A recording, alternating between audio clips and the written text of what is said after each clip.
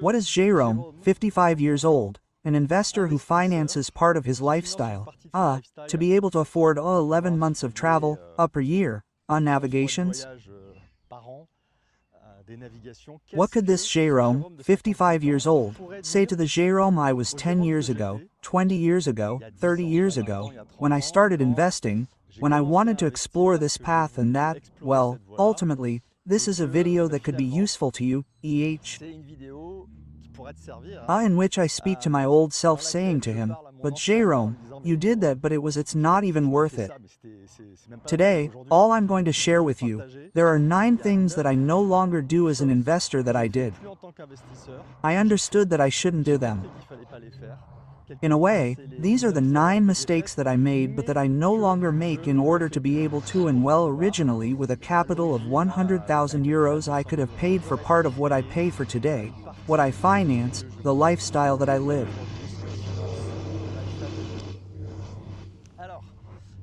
So just for information, we are here in Mauritius in the north of Mauritius, Mauritius in Anstler.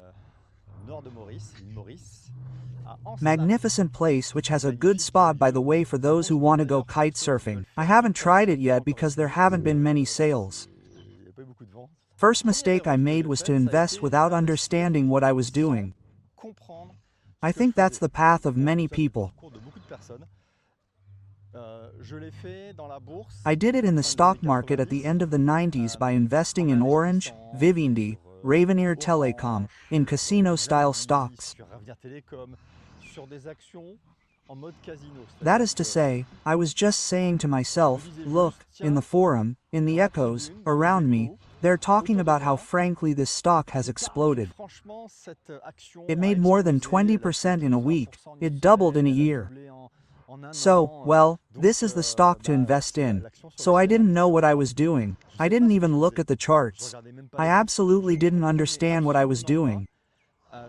I hadn't trained myself in investing. And of course, well, when the crash, of what we call it, the internet bubble burst, and well, I got out of it on some of my stocks. But the worst was Avenir Telecom when I sold more than 6 months after the crash. I sold with a loss of 80%. So, this that I don't do anymore today, is when I go into a field, I try to understand the underlying principles, I try to give myself a strategy, I try to give myself, guidelines, something, there you go, something to follow. So first thing, investing without understanding what I was doing. Then, second mistake, second thing that I did and that I won't do again, was to delegate. So, delegating, there are several ways to do it. You can very well delegate to a wealth management advisor. You can delegate your investments to a banker, to an insurer. And me there a softer way, where I delegated and luckily the one to whom we had more or less delegated had values, he reimbursed us.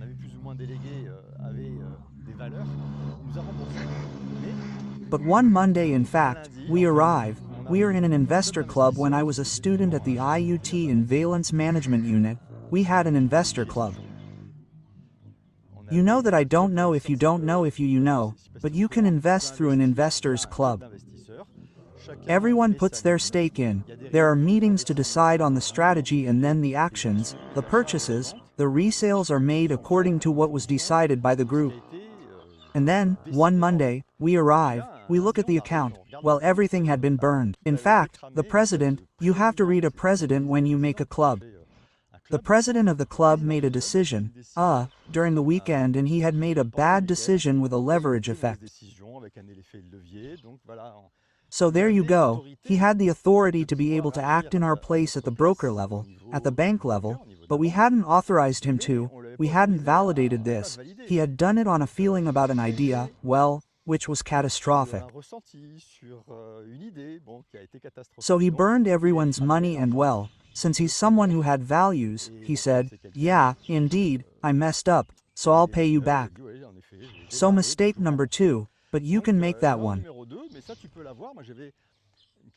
I had a current client who explained to me when she had an interview to be able to define the ideal training to be able to invest and place money in a Newton mode.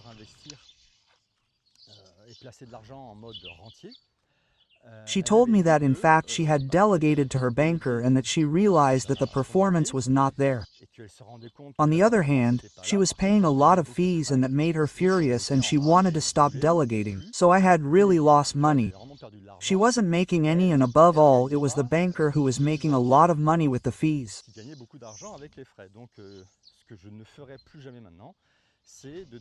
So what I will never do again now is delegate money in any case without having a clear vision and control of the operations.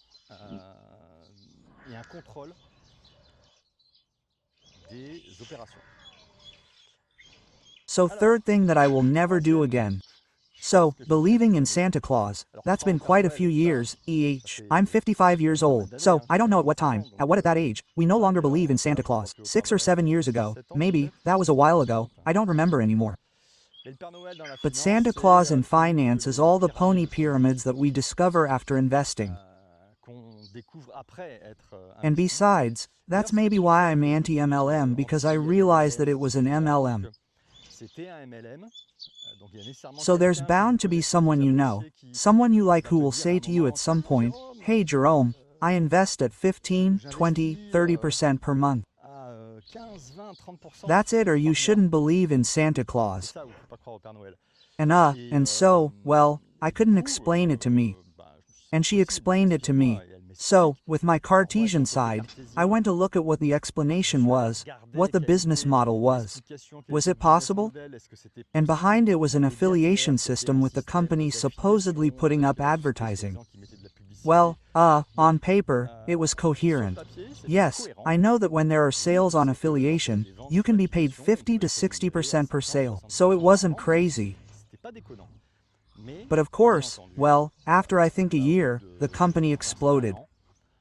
So it didn't disappear, it changed its business model, it changed its name. It was necessary to transfer the money from one entity to another. Well, after a while, it lost me for a few months. I hadn't followed. I don't even know where the account opening was anymore. I got out of it well because that will be another mistake too. I put a lot of money into it. I put in 10,000 euros, and since I'm still a very cautious person, I didn't let the 10,000 euros make more than 20 or 30% per month. I recovered a very large part as soon as I saw the money arrive in the pseudo account. There you go, I recovered a large part. Which means that when I lost my footing, to say that I really in fact I had recovered 9,500 euros. So I said to myself 500 euros per lesson. Well, I paid for training courses much more expensive than that. And there it was, a training that I finally had, a lesson that I learned well. So I consider that 500 euros per lesson was a good investment. I don't know if you can agree with me, but there you go, I don't believe in Santa Claus anymore. I think more to double-digit monthly profitability. So, if you also want to invest and place your money without making mistakes, rather than writing everything down, because here, I'm really giving you feedback, it's from experience.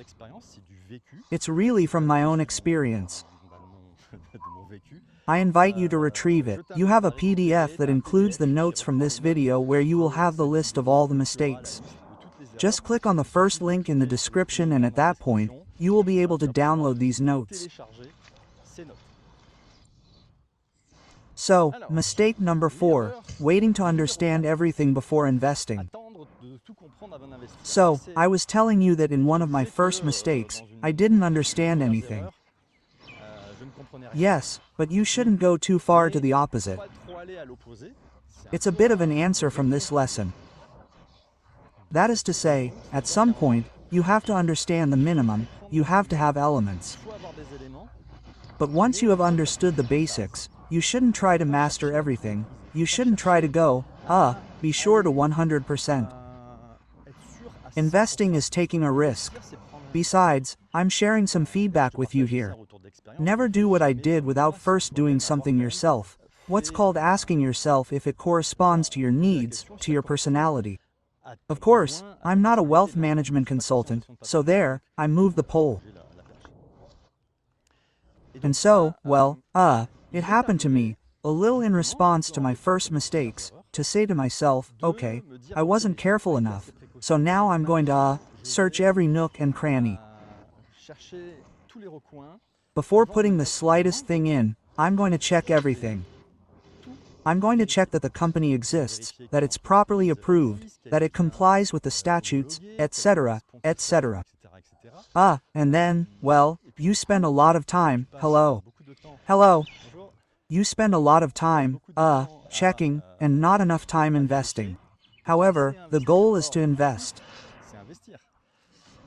And that's a mistake I made until about 2 years ago when I was told about crowdfunding investments, crown landing, what I call micro-investments. I had put 100 euros on a platform, on a project, having understood the basic principles, having understood that it was real estate, that it was debt. I invested 100 euros. And then when I started to accelerate that, once I understood the basic principles, I said to myself, okay, I'm going to look at the company, I'm going to look at the platform. And then suddenly, I realized that the platform wasn't coherent, so I didn't continue investing. Well learned, because the company still exists but it doesn't pay anymore. It's finished, well, it's almost dead. You know what I mean? It's not glorious.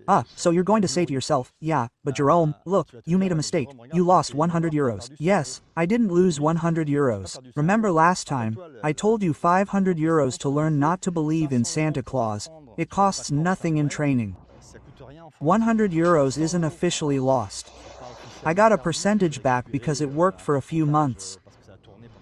But still, today, I don't have 100 euros invested in this type of investment. I have more than 150,000 euros, and this more than 150,000 euros generates around 10% per year. I wouldn't have made that mistake. I would never have taken action. I wouldn't have dared. I took action. I made a mistake that theoretically cost me 100 euros. It's not true yet. But it's 100 euros today. I'm around 900 euros, 1,000 euros, sometimes 1,200 euros per month in interest paid to me in addition to the capital repayment. Thanks to the fact that I went into it having understood the basic principles, without trying to master everything, and then when I wanted to accelerate, I dug a little deeper, which prevented me from making too many big mistakes. Well, I didn't invest 10,000 euros or 50,000 euros on this platform. Then I would have really made a big mistake. That's learning. So that was, I think, mistake number 4. Mistake number 5 is wanting to put in large amounts right away. I think I gave the game away a bit with what I explained to you previously. That is to say, when I started on this, I think that my first investments, I had to put 10 euros because I didn't understand exactly what was coming out of it. I said to myself, if I put 10 euros, 20 euro, 30 euros, 50 euros, if I make a mistake, if I invest on a fake platform, oh well, it won't cost me much. There's the traffic, the buses that pass there. It's still nice, the place.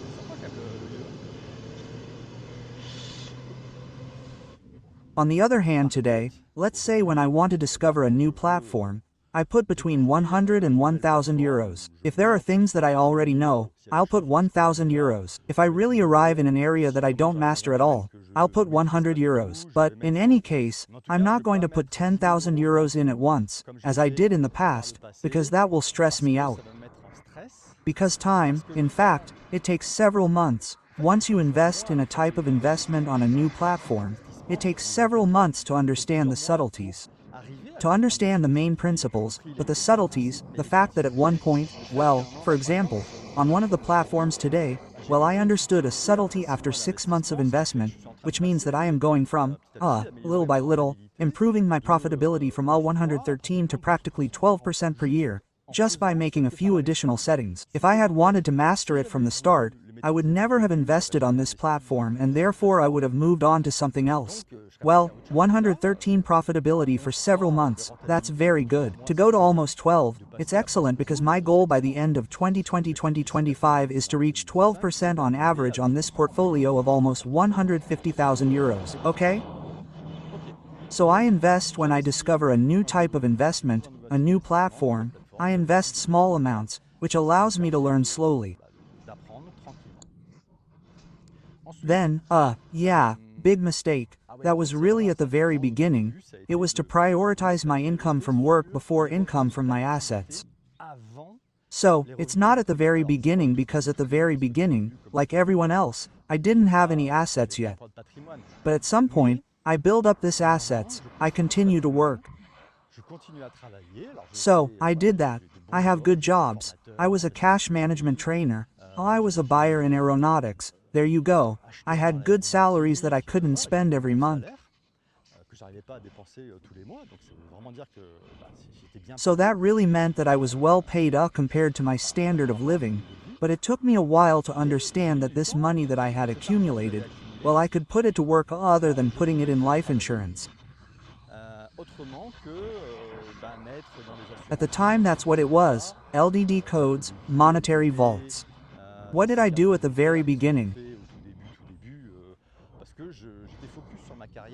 Because I was focused on my career, and it's clear that I would have invested as I invest today, and well, quickly after a few years, I would have had the income from my assets which would have been equal, identical to my income from work. And so, well, in these cases, it takes a lot of pressure off you compared to possibly having a boring boss. And I've had a few. I mean, they're not all boring, but that's normal, right? It's the statistics that mean that at some point, well, we come across boring bosses. Okay. So, but above all, given my age, I could have started this long journey, this discovery of the world maybe 5 or certainly 10 years earlier. So, to put forward, to put my priority, my earned income before my income from assets. So, I remind you, remember to download the notes to help you accelerate, to invest, to avoid the mistakes I made, and to be able to generate income from your assets more quickly than I could. So, the next mistake, I'm aware of it, was putting all my money into a single strategy. That happened to me a little over 10 years ago. I had an opportunity in real estate to buy a property, or rather 2 apartments, in very poor condition, near Marseille. And it turned out, not to go into detail here, but I put all my savings into this project. All my savings, to the point that I didn't even have a budget left to do the work. So, to find myself, out of principle, out of value, out of ethics, putting all my money into it. So, since there were apartments, I sold one, but the work was in a state, or rather apartments in a state, but catastrophic. It was my first investment. It's not my first real estate investment, but it was my first renovation, and I'm going to buy new. So, you don't follow the work, you see. There, I had to find the contractors. Well, I train the team, I manage the people who slam the door, the poor workmanship. In short, it was very hard, and psychologically, I knew how to do it at the same time. That's the positive side. We always say you have to burn if you want to succeed. Often, you have to burn these boats. Well, there, I had no choice but to go all the way, to fight. To make things move forward, to make things happen, to get to the point of resale. I learned a lot since I almost doubled on this operation. So, but on the other hand, it brought me a lot of stress. I was already more of an employee, so I realized that, well, real estate in renovation mode, first renovation, well, I had no geographical freedom. I had to be on the construction site at least once a week to be able to monitor the work, hold site meetings, and so on. Sorry, I'm harping on the pole again. And so, if it had failed, and it very well could have failed, well, I might not have lost all of my assets, but in any case, I could have lost significantly. And that put me in danger. I was there. I could very well have been forced at one point to find salaried work to be able to support myself, because I had, put almost everything in. Almost everything in. I had a small amount of money every month to be able to live, but it was at the limit. So, there you go. That's if you put in all your money. Well, I'm not going to say you. I'm talking about me. I'm talking about my mistakes. I I invite you in any case to take lessons, in any case, to accelerate by not making the same mistakes as me. Afterwards, we learn by mistakes, so make your mistakes. Yes, next mistake. I think it's mistake number 8. It was day trading, so trading every day. On paper, day trading is very profitable, trading, but in fact it requires a lot of time to train. There it was trading on the graphic list. So a lot of time to train myself. So every day for several months, I had to train. And there when you're in training, you're not sure, you're not calling it acting, you're not trading.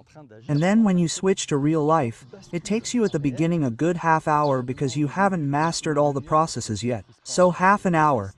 Knowing that you trade once in a while, roughly speaking this strategy, you trade when the market is bullish.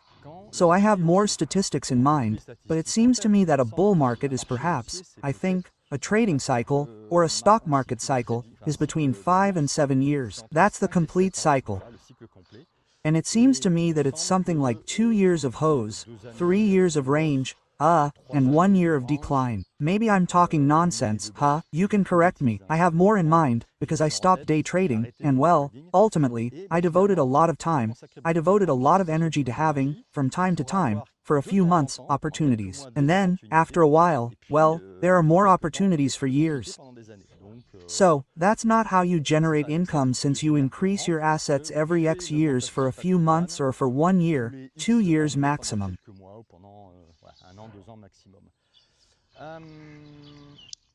Then what I will no longer do is devote too much time to strategies that increase my assets but do not generate income for me. Part of my assets are in strategies. There's a strategy that I created for myself by studying American academic studies that I call the peak strategy. Why? Because I do better than the COVALENTS1P500. It's interesting, it's in the description, you can look at the details. So it's a strategy that I follow which is 13% on average per year, which for 18 years has had a negative year at -2%. So not much. But these are strategies, which I call silo strategies, that is to say, they are strategies that allow me to grow, well, to protect my assets, because a negative year in 18 years at 2%, that protects my assets well, and 13% on average by an inflation, and even suddenly, it makes them grow.